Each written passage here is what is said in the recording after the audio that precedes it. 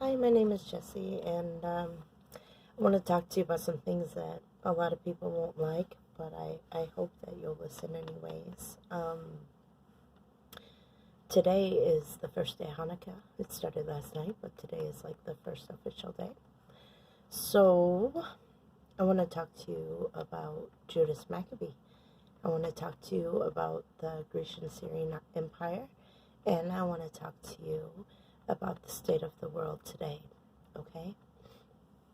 Now, I'm going to start off telling you about Judas Maccabee because what God told me was that he was the Jewish Messiah, right? But nobody recognizes him as such. In fact, they say that no one in that entire family could have been the Messiah. They've really trampled on their reputation greatly, and whether it is merited or not, I do not know. But I will say that that was the word of God to me. One morning, he woke me up to say that. And so I will honor him by recognizing him as the Messiah on this first day of Hanukkah. Now let's talk about the Grecian Syrian Empire, okay? We have a lot of records of the lands conquered, right? We have records of battles fought, right? But we don't really know what kind of people they were. We can't find that information so much in the books of the Maccabees. We can see how they oppressed people. We can see how they hung children from their mothers' necks and executed them both. We can see how they desecrated temples and put idols up in there. We can see that they attacked the Jews on the Sabbath, the one day when the Jew wouldn't fight. We can see that they had some low-down, dirty tricks, right? But if we look at other sources, Alexander the Great, he was a Greek, right? And his orator is famous for saying that if you really want to destroy someone, don't kill them, just ruin their reputation. And so when we look at Judas Maccabee and we understand that no one recognizes him as such, like, why would it be so important for God to reveal that to me, right? Why would God tell me and me alone that, right? If I'm not a Jew, I never identified myself as a Jew, though I might be a Jew. My grandma spoke Yiddish, and she was from what we know today as Poland. But, you know, I have no reason to, and in fact, my saying it brings me, it brings me harsh criticism from everyone, because I'm like the only one who will say it, you know? So, let's talk about this whole Grecian Syrian Empire, and talk about how maybe they were, because we've known others like them, you know. The books of the Maccabees talk about how they hung children from the mother's neck and executed them both. But fast forward, and something more modern that we can relate to, we understand that the Nazis mobilized assets to use in discrediting and undermining and sabotaging the Jewish people, in getting whole communities to turn against them before they ever ran them into concentration camps, you know, before they ever stole all their possessions from them, you know. They ran a smear campaign. They got in through trusted professionals. They enlisted the help of doctors and teachers, nurses. They enlisted the trusted professionals in the society to run their game first. So if we go back, we understand that this is the way that monsters, tyrants, this is how they work, right? They will target you, and they will spy on you. They will use your children to gather information on you. They will take that information and use it to discredit you with your neighbors and anybody who could be considered a gate for you to keep the bad things out, you know. in communities, neighbors watch out for each other. And they will undermine you through your gates, and they'll basically make it okay for anyone to attack you, and no one will help you. You know, I've been there. I know how it is. Um, no, I didn't survive Nazi Germany, but I did survive America. You know, so you understand that these are tactics that we have learned from them. It goes back to them. You know, and we know it goes back to them. We know that when these evil empires, when they get so great, they lose all standard. They lose all boundaries. They have no limits. They attack children, you know. They kill children and parents together without any moral conscience. You know, they think that it's perfectly permissible to do so, you know. So we know that it's in their best interest to not be so violent, but they have not abandoned the tactic because, like Alexander the Great, his orator, said, if you really want to destroy someone, just ruin their reputation. And who is going to hold them accountable for that? You know, when they've discredited you, when they've taken your name, you know, who is going to hold them accountable for that? When the world thinks that you're a horrible person and you deserve to be punished, who is going to hold them accountable for that, you know? Well, and back in the day, it was the Maccabees who came up and held them accountable for that, you know? We we don't understand the importance of law and order until we live in a world without them. And we can say, oh, we have law and we have order, but then look at the smaller scale at what's not illegal, you know? We have schools in Chicago passing out condoms to fifth graders. Should that be legal? You know, where's the morality? Where's the ethics? What's wrong with these people? What's wrong with this world? And they can use the excuse of, well, they're going to do it anyways. We just want them to be safe when they do it. No, what you really want is to make it so that there's no consequences for them doing it, you know. Because if we really wanted to make the world a better place, we'd bring back standards and ethics and morals, you know. We wouldn't be pushing this pleasure-based thing, and we wouldn't be using positions of power to enable egregious acts. You know, we wouldn't be using positions of power to enable people to sin without consequence, you know. There's something wrong with that when a fifth grader thinks that they need to have sex, you know. What happened to the moral standard of, you know, sex is the benefit of marriage between two people who love one another? Why has it become like a sport? You know, why do people have sex more often than they play basketball or baseball, soccer, tennis? You know, why is that like a sport? And then you have to understand that it's a pleasure-based society. Like back in the day with the Maccabees, where we don't have a lot of records, but we know, like with Sodom and Gomorrah, they had devolved so much so that you've heard of sodomizing. Where does that come from? Sodom sounds a lot like it, right? People lose all morals, you know, when they start attacking people who have morals. You know, when they start oppressing the Jews, people who had strict standards, who kept calendar, who kept record, you know, people who kept order, who honored God, who made sacrifices to him, you know, when you attack that, then you understand that it is time for you to fall, right? You understand that your end has come, right?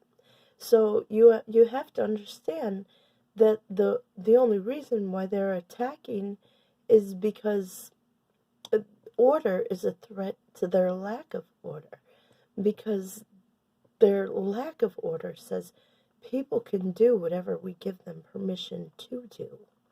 It says you can have sex when you're a fifth grader.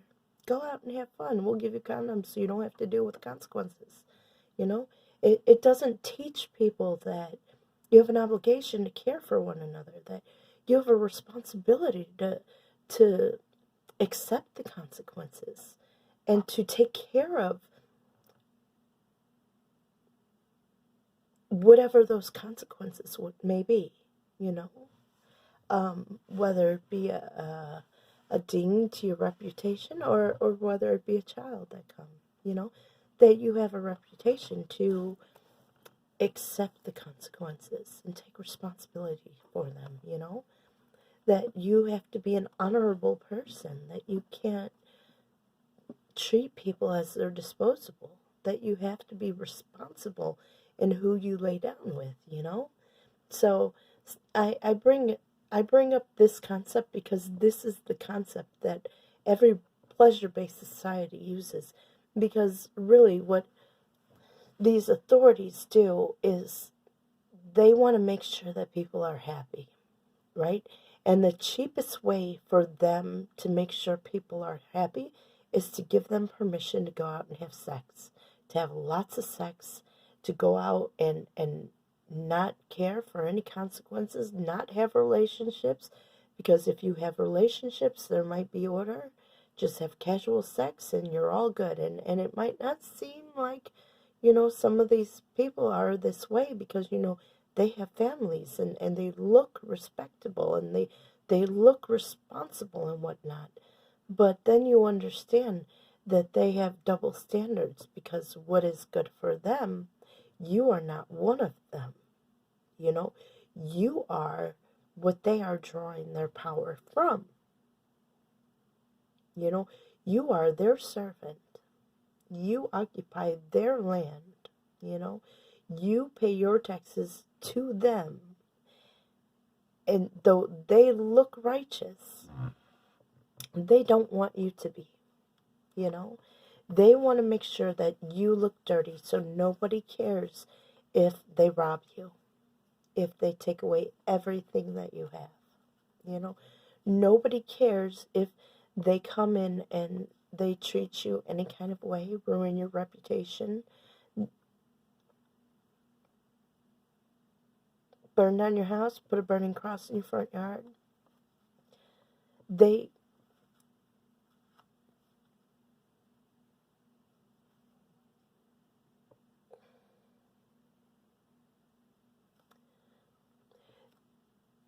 They want your life to be impossible. You know, anything so that you'll stay submissive to them. You know. And if you're not submissive to them, then that is where they attack, you know. There were some leaders who rose up, not just Judas Maccabee, but like JFK. He talked about the shadow justice system in the world, and how you can't do things in the dark, that there has to be accountability. Everybody has to have somebody holding them accountable, you know, that you can't do things like this. And then they assassinated him. Martin Luther King Jr., you know, he was trying to get people to unite, trying to get people to treat people like they were people of all shapes and colors, you know, people of all religion and class, you know. He just saw you as people, and he wanted everybody else to look at people as people, and so they assassinated him too, you know. And one day maybe they'll assassinate me too, but I don't know if they'll have too much luck with that, because, you know, I'm a different kind of breed.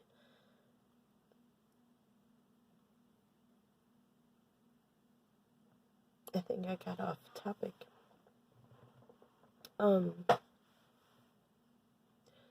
So the Maccabees, they rose up to take down this pleasure-based society, this society without ethics or morals or rules, and they did it with a handful of men. How did a handful of men go against a giant army, you know? massive army. I'm talking superpower. Like, they say China has an army of like 2 million. Can you imagine something like Taiwan going up against China with their army, you know? I don't even know if Taiwan has 2 million people. You know, I'm not familiar with their population, but I know they're a small island in comparison with China. So if you, and I'm not saying let's go to war over there. I know there's been some things in the news. I'm just using it as an example to say that, you know, this small little island over here, this small little group of men went against this massive empire and they won. But what was it about the massive empire? It was their order. It was the way that they ruled society, the way that they were like Goliath, you know. You've seen Goliath, he talks a lot of mess. He's a fearmonger. But even Goliath fell with just a stone to the forehead, you know. And down he went, and David took off his head with his very own sword, you know. When you understand that when you have these evil superpowers, they don't have moral and ethics. They don't have standards. And when you don't have morals and ethics or standards, you make yourself big by making everyone else look bad, which is part of why Alexander the Great's orator would say, don't kill them, just ruin their reputation. Because you run on appearances. And when you have someone who can fight, you're in trouble because your appearances won't get you very far. You have men who will turn coat, you know. You have men who can't shoot straight. You have men who lack any training, any discipline. You have men who aren't real men. Your army is weak. It doesn't matter how big you are, you know. You're a pleasure-based society. They're only jumping on ship to see what they can get out of you, you know. They're jumping on ships because they're like, this is the place of entitlement. This is where we get what we want, and we don't have to work for it, you know. So when someone, even this small little army over here, stands up and says, no, no more, you're going to leave us alone, you know, no more of this nonsense, then this big empire over here, they have to fall, you know. That's the thing about morals and ethics. People say it's no fun, you know. People say that people keep morals and ethics, think that they're better than everyone else, right? They have all kinds of criticism, like they're just weird, you know. They're too judgy, you know. They're hypocrites, you know. They come up with all kinds of stuff to say about people who keep morals and ethics. But somebody who keeps morals and ethics, you know, they can withstand the storm. They can endure anything that you can throw at them. Still stand up, not cower to you. Say, thank you, sir, may I have another? And wear you out to the point where you want to quit because you can't break me because I have morals, I have ethics, I have standards. I do what's right, and I can live with the consequences of my actions. I can live with myself, you know? This is, I don't think that people understand it, but this is the kind of people that the Maccabees were. They had morals, they had ethics, they had standards. They weren't, well, I wouldn't say that they were afraid, but they were confident. They were confident that God would be with them. And when God is for you, you know, he's more than the whole world against you. And, you know, though 1,000 fall at your right hand, 10,000 at your left, you know, nothing will come near you, you know. So there's nothing to be afraid of. And why snuff out that light? Why not make the light bigger, right? Make the light bigger. Oh, I know. See, me and the Jews, we have some different standards. We have some different ethics and morals, and I fully honor them. I fully respect them, and I deeply hope that nothing I say offends them. But they believe in conversions, whereas I don't.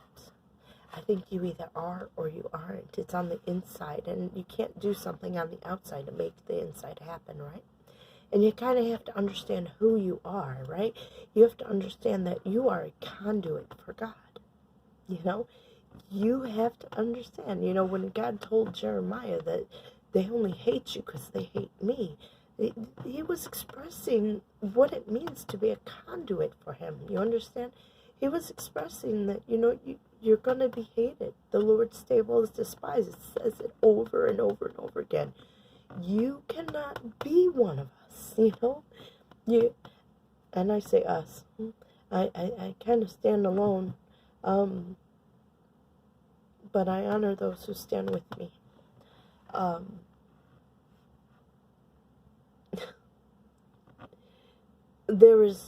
We should not look at a Jew as an equal, okay? And I'm not speaking as a Jew. I'm speaking as Israel, someone who has been taught by God, okay? So when we say that they're a conduit, we have to understand that they're an access point to where you gain access to the benefits of God, okay? So if you curse them, God curses you. When the Maccabees fought against the Grecian Syrian army, they died on the way to them. They were struck with dysentery. They got diarrhea and died, okay? When you understand this is what it means to be a conduit, can you be strong enough? Can you have the faith for it to stand when the world is fighting you and coming at you? Can you be strong enough to stand and watch them fall? Not everybody can. It's something that you have to be trained up for from your youth. Like he told Jeremiah, I knew you before you were in your mother's womb. It is something that you are trained up for your whole life because your parents will hate you. Your siblings will try to steal everything from you. And when they finish beating on you, when they still haven't broken you, then they'll mount up on everyone around you. The enemy runs a big smear campaign and they ride horses, My God is a God who throws both rider and horse into the fire. So it doesn't matter. I don't know who rode who, and it doesn't matter who rode who because everyone goes in the fire. When you know your God, you can stand in faith. When you don't know your God, they can grab the Torah and they can tell you. They can twist you up and tie your hands and duct tape your mouth shut so that you don't know what is right or what is wrong. But when you know God, when you know Him, that's when you are one of His. That's when you can call yourself His chosen people, whether you call yourself Israel or whether you call yourself a Jew. You cannot call yourself His until you know Him. The Maccabees, they knew Him. So when you got the strength to stand like they stood with the nations coming at you, and the faith to keep standing and to understand that they will die on the way, that's when you understand that they're a conduit.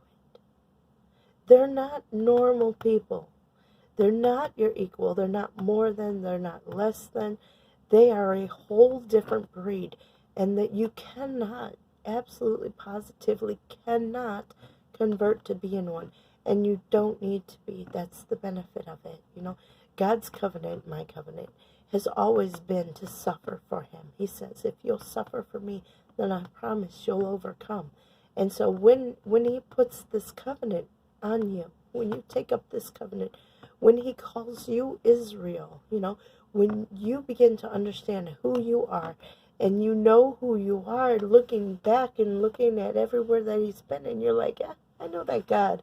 When you can say, He's like my brother, when you can say, me and David, we got something in common, when you can say, me and Esther, oh, yeah, I know about that whole collapsing of the belly thing. I know all about it, right?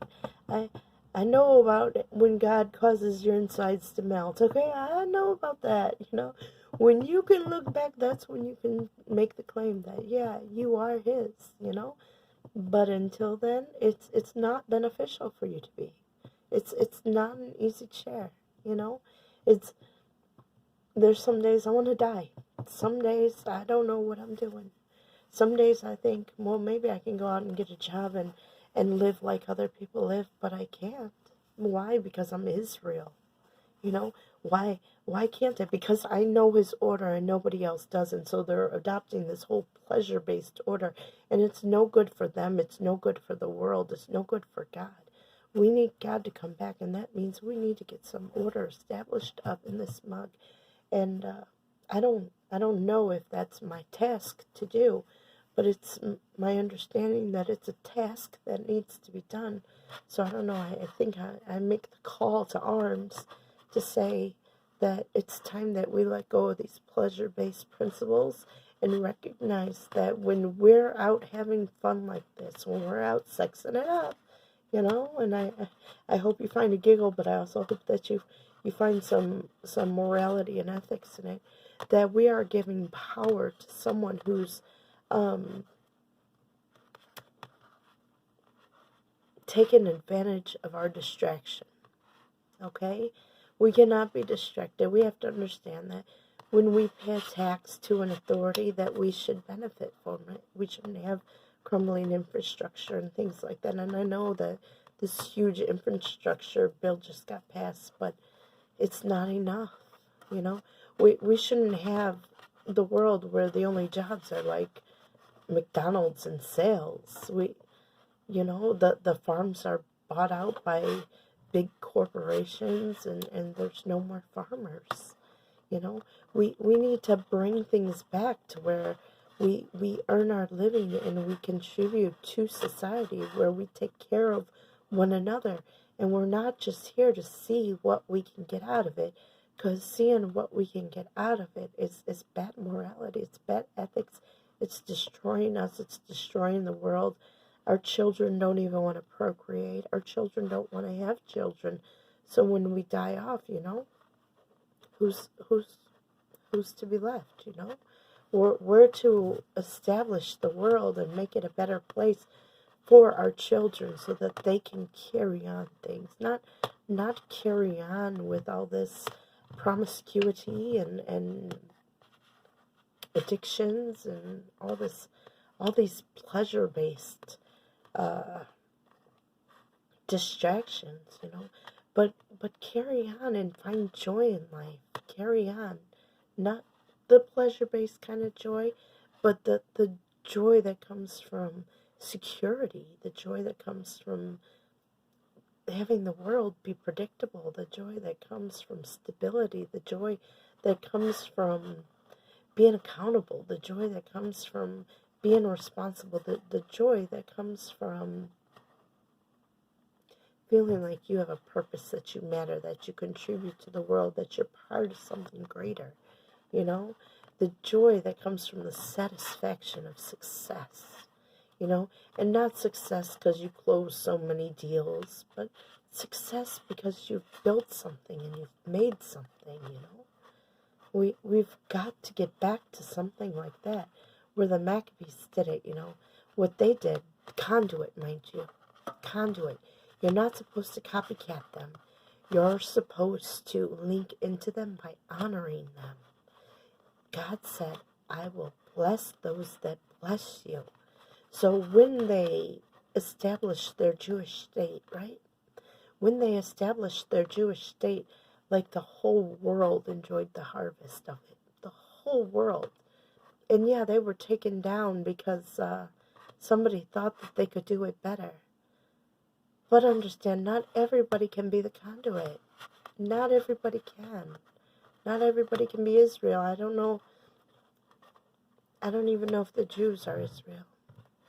I don't know if God gave them that title. I don't mean disrespect or offense. I'm not stealing a title from anybody. It's a title God gave me. And I am who I am, and I can't be somebody else, And I understand that they are who they are, and they have purpose, and I can't I can't fulfill that purpose, but I do think that they should live in it. You know what I mean? And I know that, like, when the Maccabees came, they established the purpose of the Jewish people. They put the Jews in their place. And on this first day of Hanukkah, I think that my time is almost up. I think that we should put the Jews back in their right place. So that's what I have to say for today, y'all. Have a good day and God bless.